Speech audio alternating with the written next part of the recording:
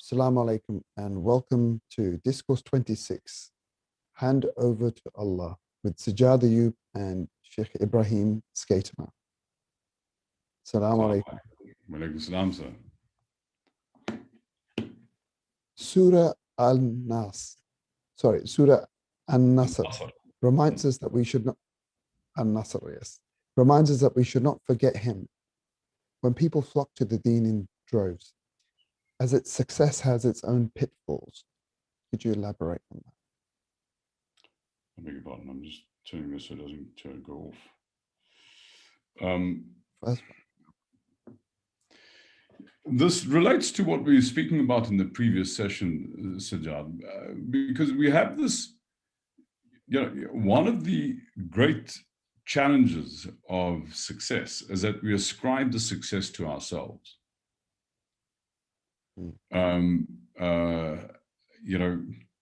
If we're here, if the only reason why we're here is to learn how to bear witness to the fact that he's been our Rabb, then the claim to self-sufficiency is the exact opposite to that. And it's easy to stay humble when you're on your knees. Then humility is not rocket science. I mean, it's kind of like, it's obvious you're failing. It's a lot more difficult to be humble when you're succeeding, particularly when you're succeeding in a way that you could conceivably describe your success to your own endeavors. So success can be a very, very dangerous thing for us. And so the surah describes a time when people were coming into the deen in droves. And what is the caution that Allah gave to the Rasul? Well, basically, don't let this go to your head. Stay humble in the face of the success. Understand where it's coming from. Don't claim it. Don't claim your good fortune. There's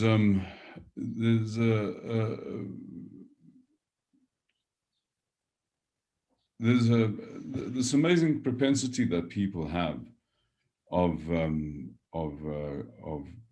thinking that they personally account for all the good things that have happened to them and all the successes they've had. And we really don't like that kind of hubris as a species. All of us find that deeply offensive.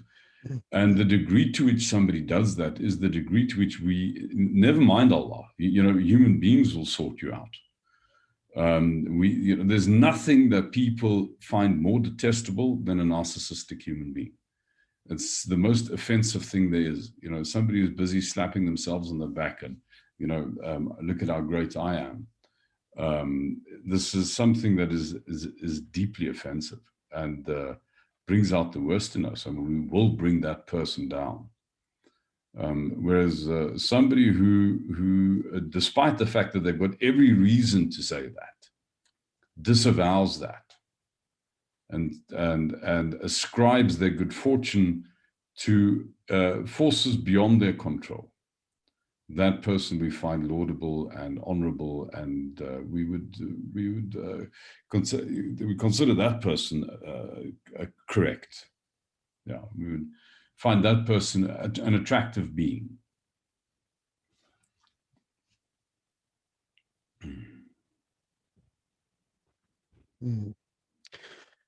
You described a way a horse whisperer works, and that's like how our struggles for success work. And there must be a struggle then giving that up. So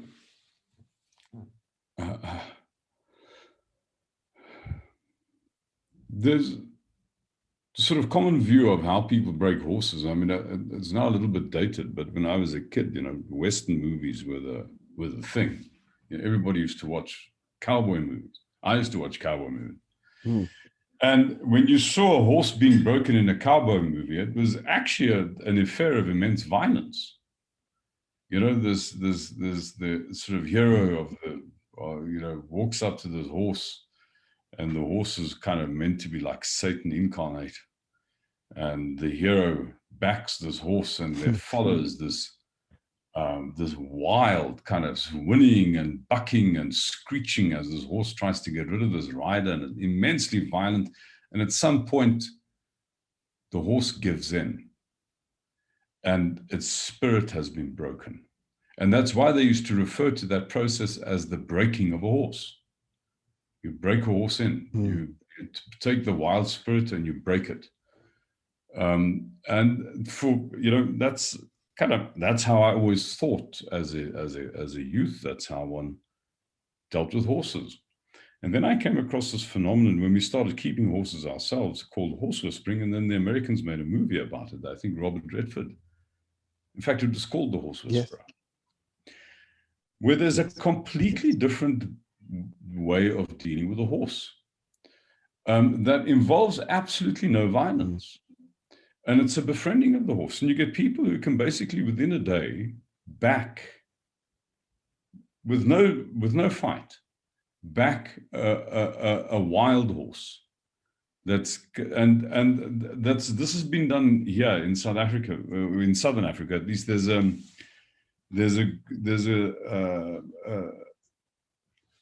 breed of horses that have gone feral in the Namib Desert in Namibia. They're called the desert horses, the Namib horses. And people have taken these horses and have backed them in a day without a show of violence. They've literally befriended the horse. And how this works technically is the horse whisperer would come into a corral with a horse, and they'd first look at the horse. Now, we are predators. Our eyes in the front of our heads like lions. So when a prey animal, like a horse, it's got eyes on the side of its head, when it sees us looking at us, it finds that very creepy. Because this is like a predator looking at me. This thing's trying to get me. And this whole process of breaking is like being gotten by a predator through a horse. It's like the prey's leapt on me, and I finally just gave up. So initially the engagement starts with the horse whisperer looking at the horse. Like, this is the outcome that I want. The horse knows this thing wants me. The horse is nervous. And so the horse moves away from the whisperer, who's looking at him. The whisperer comes a bit closer, not too close, leaving some distance, but comes and looks at the horse. And then, after a little bit of this drama, not touching the horse, just looking at the horse and walking up to the horse, the horse whisperer looks away. The horse cannot stand that. And the horse then comes to the whisperer. Because what the horse whisperer is then doing is then basically using not focus, but peripheral vision to allowing the horse to come to him. And so what has happened in that moment is the horse whisperer is literally translated from predatory attention to receptive attention. It is like he's from a being that is, so it's like the difference between, we've spoken about this before, he's looking at me to he's listening to me. When he's looking at me, that's his offensive. When he's listening to me, he's allowing me into him. And the rest is basically a technical detail. I mean, the actual backing of the horse. But it's that where the horse comes rather than is pushed, comes with a shift in the attention. And basically then you have a phenomenon where the horse was not broken, the horse gave itself. It wasn't dominated. It was a choice. It wasn't a compelled thing. Now you can use that as a metaphor for your entire life. You can either allow things to come to you or you can compel things. When you compel things, you live a life of violence. And the problem is that you basically try to compel things that are fundamentally bigger than and stronger than you. I mean, this is, horses are really dangerous animals. And people who break horses in the old-fashioned violent way, they don't age well, because all of them end up with like broken bones and done-in spines, and because basically they took on a fight that you cannot win in the fullness of time.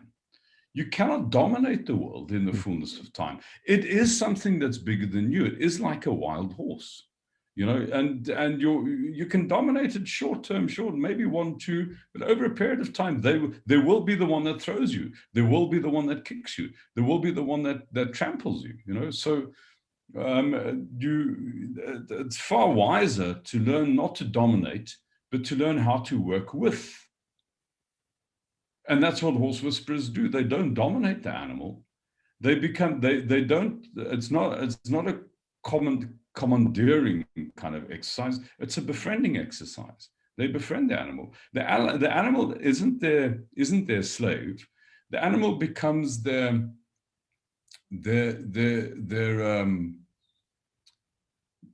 loyal friend. You can trust a loyal friend. You cannot trust a slave. If you give a slave a gap, it'll go for you or it'll escape. But a loyal friend will not. You can be weak with a loyal friend, and a loyal friend will be your ally. So you try and construct your life on the basis of the goals you want to get, that which you want to dominate. And that thing eventually destroys you. But you live in your life in such a way that you allow the things that you want to come to you. You remain courteous. You use reflective attention, receptive attention rather than predatory attention. Then you will find that all the things that you want in your life come to you. But now there is a trick to this, because this is not just about becoming flaccid and wimpish and allowing things to happen, because the thing that the horse whisperer starts off quite deliberately using predatory attention and then giving it up. The horse whisperer goes into the corral, looks at the horse like, I want you, and the horse gets freaked out about that. The horse feels this thing is trying to predate me. But then quite deliberately, the horse whisperer shifts his attention. So it is important to anchor what you want, and then to hand the problem over to Allah. So that's the translating of the skill of horse whispering into the skill of being alive. That everything that I want is from other than me, because otherwise I wouldn't want it if it was already with me. So first I need to be clear about what I want, and I need to look at it. And then I need to make dua. And what does dua mean? It means that I'm no longer pursuing this thing. I'm handing it over to the boss. He's going to fix it for me. Otherwise, why am I making dua? I'll do the bit that I need to do, a little bit, but I'll accept that that's always going to be inadequate. No matter how well thought through, it's always going to be inadequate. It'll come from him. The blessing will come from him. So doing the little bit that I can do is the predatory piece that the horse whisperer does when he comes into the kraal, when he looks at the horse. That's the bit that I can, that's what I can do. But then he hands it over and allows the thing to come to him. It's an immense skill, learning how to allow things to come to you rather than pursuing the things that you want. The first life is one that gets destroyed in the living. You get consumed by living that way. You live a hard life that eventually breaks your teeth and your bones, takes your eyesight, wrecks your life. The second one actually nourishes you as you live it. It doesn't deplete you as you live it. Because you're not living with a world that you're contending with the whole time. It's very exhausting to live with a world that you're contending the world the whole time. If you all the time arguing and fighting, and this is depleting. But if you're living if you're in a world which is your benefactor and your ally, and you rely on that You rely on that. You can rely on that. It's a very different way of living. It's a much sweeter way of living, and a much more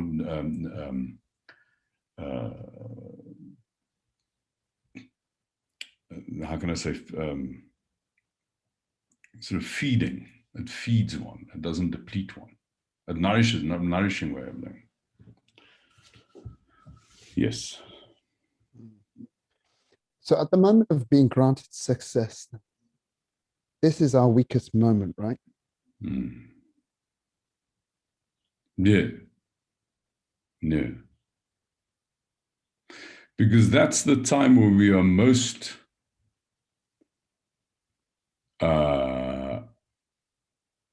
most prone to ascribing our success to our own endeavors. You see,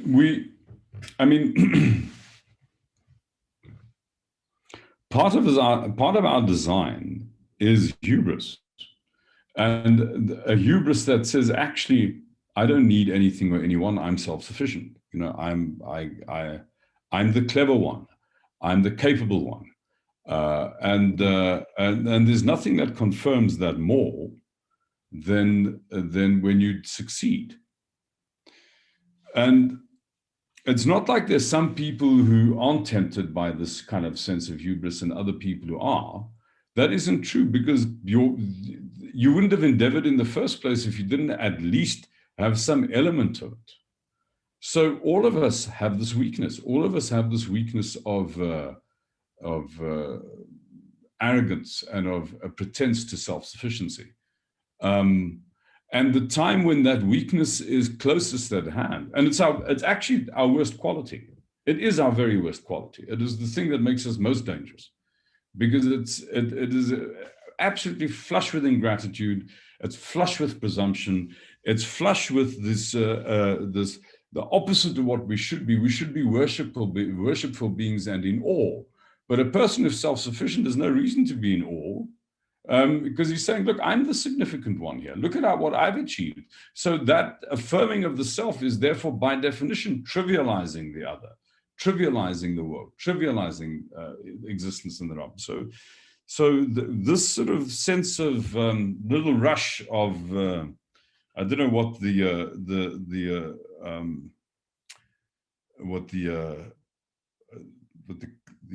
hormone is that we get when we succeed. Is it dopamine? I don't know. What is it? But the rush that we get when we succeed, that's we all have that, and so don't think that that's not going to happen. That you need to do work on yourself, not to claim the success. The not claiming success is a job that needs to be done. Thank you so much. Assalamu alaikum.